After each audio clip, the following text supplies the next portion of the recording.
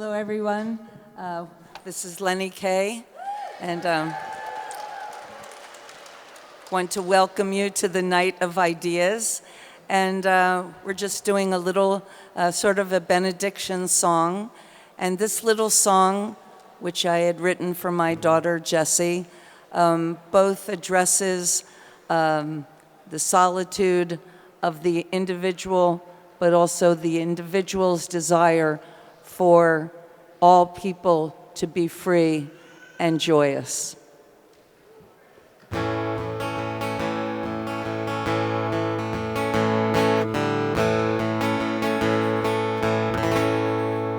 I was a wing in heaven blue, on the ocean, soared in the rain, and I was free. I needed nobody. It was beautiful. It was beautiful. I was a pawn, couldn't make a move, couldn't go nowhere, no future at all. Yet I was free. I needed nobody. It was beautiful. It was beautiful. And if there's one thing could do for you, you'd be a wing in heaven blue. I was a vision in another eye, and I saw nothing,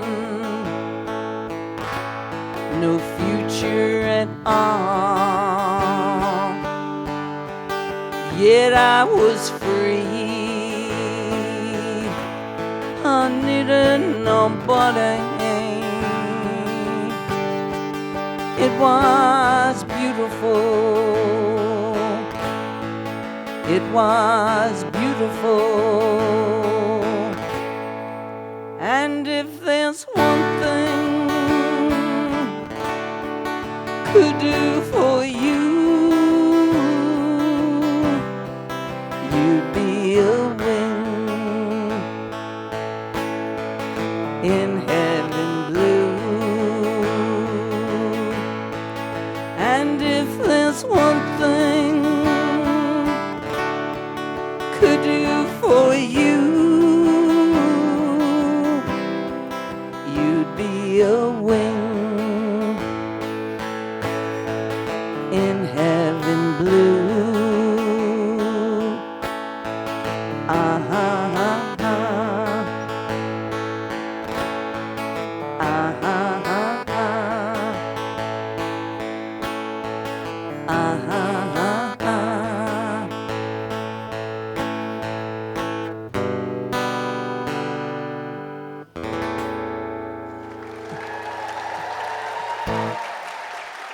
Lenny Kay.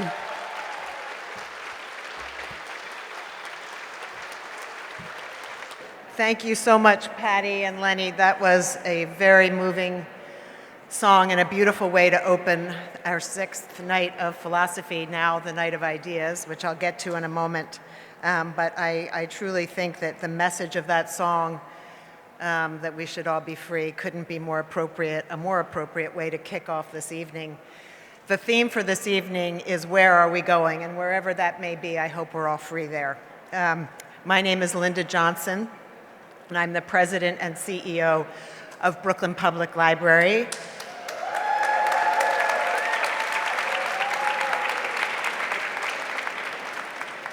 To say that I was thrilled that you're all here would be the understatement of the evening, and I'll make my few obligatory remarks about presenting cultural programs in the time of COVID. The Night of Philosophy and Ideas is now the Night of Ideas, and sort of what happens during a pandemic is we have a program that is now half a night, and so we have a title that is half a title. But as I think you can see from our opening songs, that we will punch as solid, we will pack as solid a punch as ever. The quality of the programs this evening promises to be extraordinary. This is actually the 6th time we've done this, and when we started to anticipate it and plan for it in 2016 and in 2016 for January of 2017, I don't think any of us had an idea about just how relevant a program like this would be. And then on the day of the first time we presented, it was just after the inauguration of President Trump. So I don't think I have to say a lot more to this crowd about that. But many things have happened to all of us since 2017. And so I would say that normally we have 7,000 to 8,000 people packed into this building for this event. And as I said, half of everything. So we'll be having far fewer people. But I want to just say that we're thrilled that we're all under this roof to ask this important question of where are we going. I'm not sure we'll provide all of us an answer, but one of the most incredible missions of libraries is that you come to us when you're seeking an answer, and we try and help you find that answer, whatever it may be. So welcome. Have a wonderful evening. Pack in as much as you can, and please welcome our friend and co-presenting partner, Philippe Etienne, Monsieur l'Ambassadeur de France of the United States. Thank you.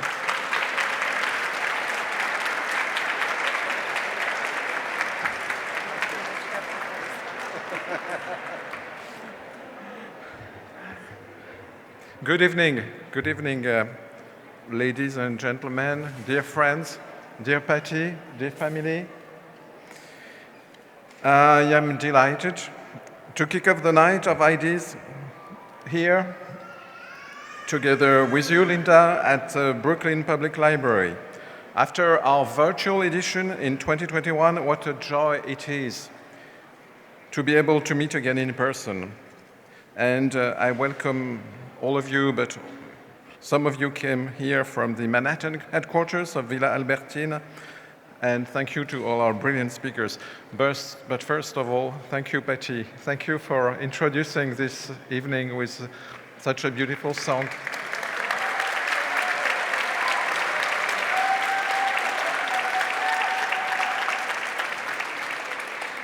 And a big thank you to you, Linda Johnson, and your team for hosting us and for taking part in this annual marathon series of exceptional conversations and debates in these troubled, uncertain times. I think that they are more necessary than ever. And I would like also to thank the Villa Albertine team, as well as the Institut Français, the Judy and Peter Bloom, Kovler Foundation, and Carnegie Corporation of New York, whose support helped to make this evening possible. And we continue to feel the collective effects, as we continue to feel the collective effects of the COVID pandemic, and in the context of this tragic war in Ukraine. Sometimes it's hard to imagine our future. That's why it's even more important for us to hold events like this one tonight and to invite artists, intellectuals, activists, and writers to ponder the question, where are we going? By listening to them and engaging with them, we will feel inspired to face a future that is uncertain, but also full of promise and meaningful connections. We are fortunate to have here with us this evening, with you, one of the most inspiring artists at work today, dear Patti Smith, celebrated singer, songwriter, musician, author, photographer, poet, who just shared with us a beautiful song to kick off the night. France decided to pay homage to you, to pay tribute to you, dear Patti, by conferring upon you our highest distinctions, the Legion of Honor.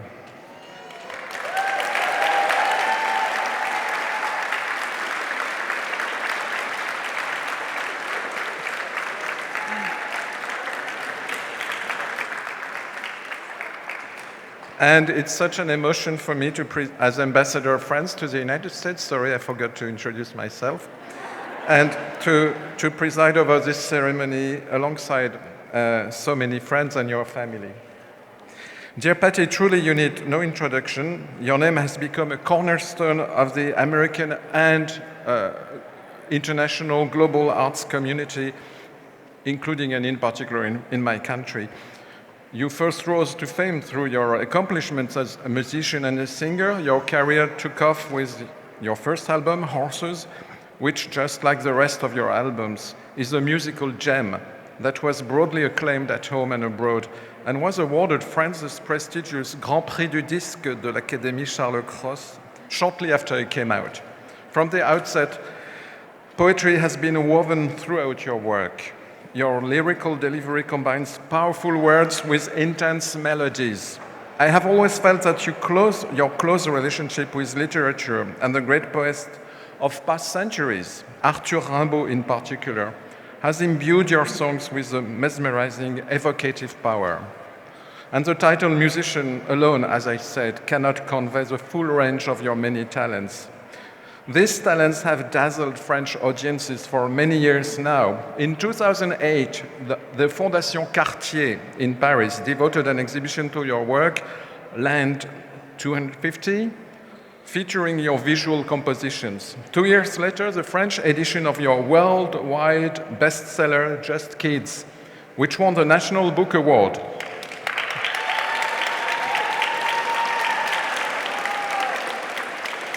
Was also lauded by French critics. And in 2020, your book, Year of the Monkey, was also translated into French to the delight of French readers.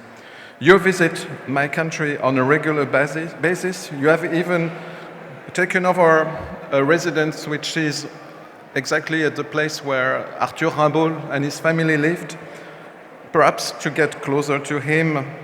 And I know the famous black and white photograph of Arthur Rimbaud was also an important revelation for you many years ago. I know that you have many wonderful things planned here in the US, in New York, in France, in the next few months. I won't say any more about that, as we eagerly await their confirmation. In any case, I am very happy to see that your creative collaboration with my country has only grown richer with each passing year. And in particular, in the context of the Night of Ideas, you are an outspoken advocate for humanitarian justice and for the environment. You have shown real courage in denouncing acts of war and injustice around the world. You have also made many public commitments, such as your commitment to the Pathway to Paris in New York, initiative in the context of the Paris Climate Agreement. And alongside Juliette Binoche, you also co-signed an op-ed calling on our societies to save the planet. Last year, in the midst of the pandemic, you supported our virtual Night of Ideas and welcomed us into the privacy of your own home through a wonderful video in which you suggested that the Night of Ideas was a time when, I quote, ideas are being formed and sent and digested and reimagined and sent back out.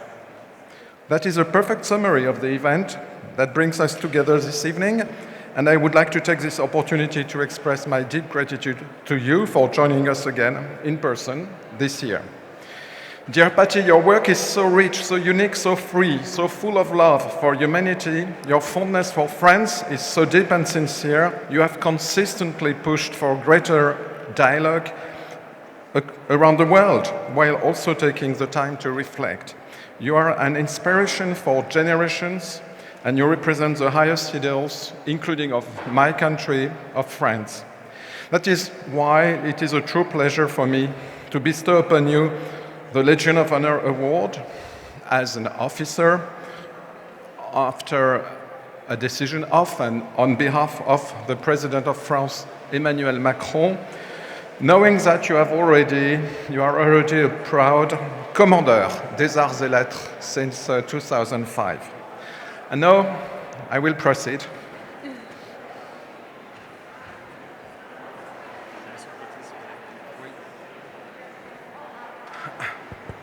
Please, some silence.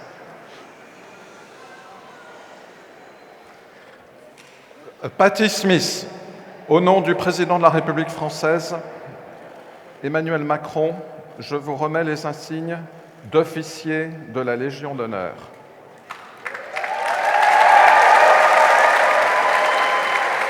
Good.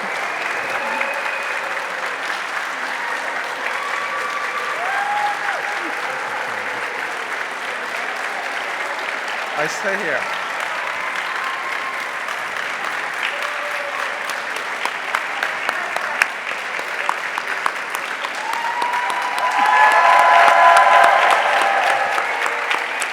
Thank you, my dear ambassador. I feel like it's very fitting to have such an accolade here in Brooklyn.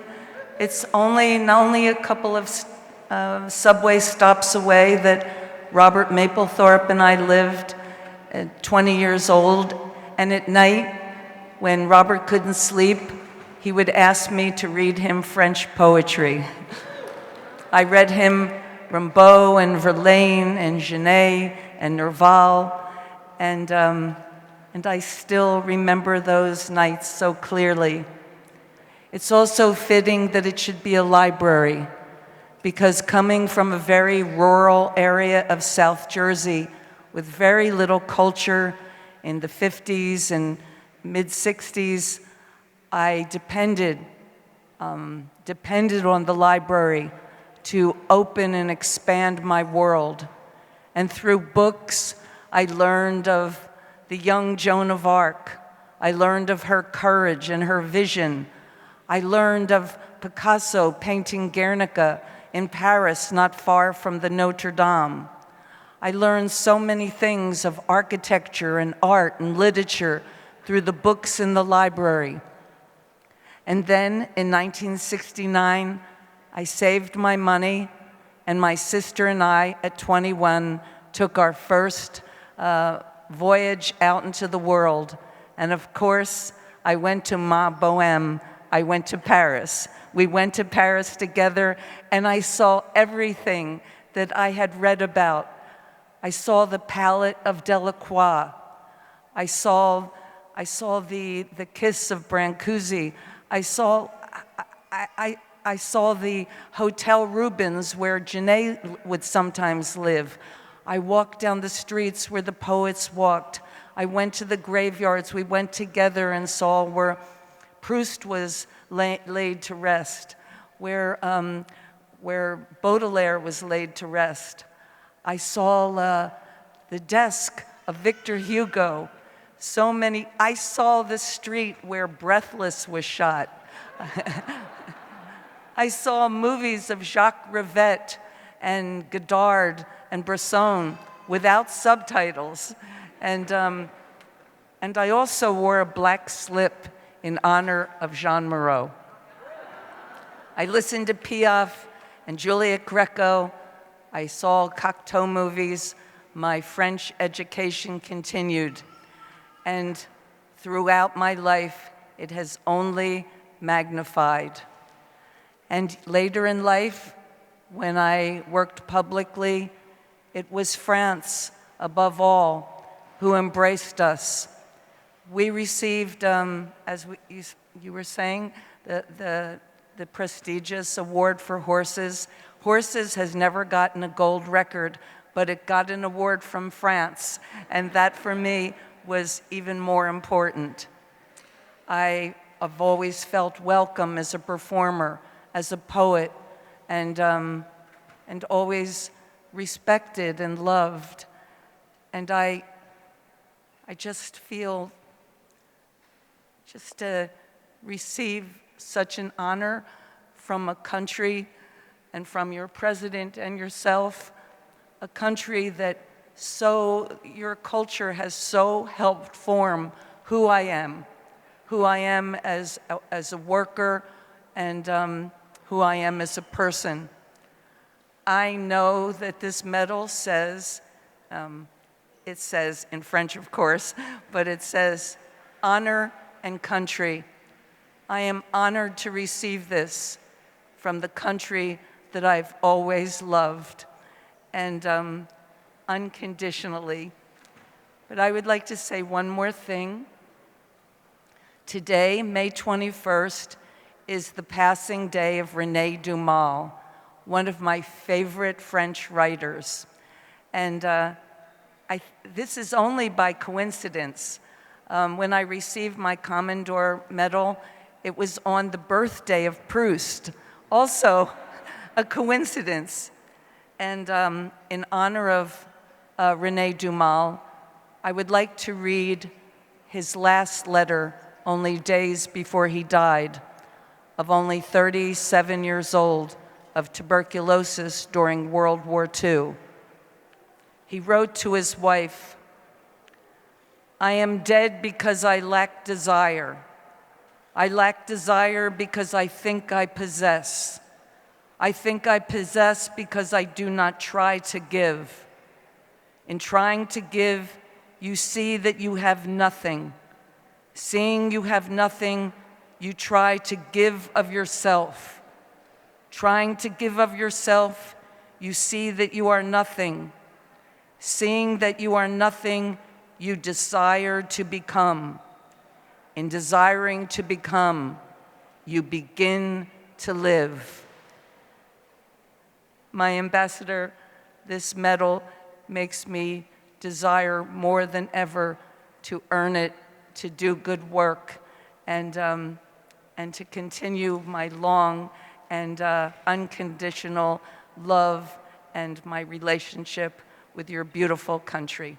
Thank you.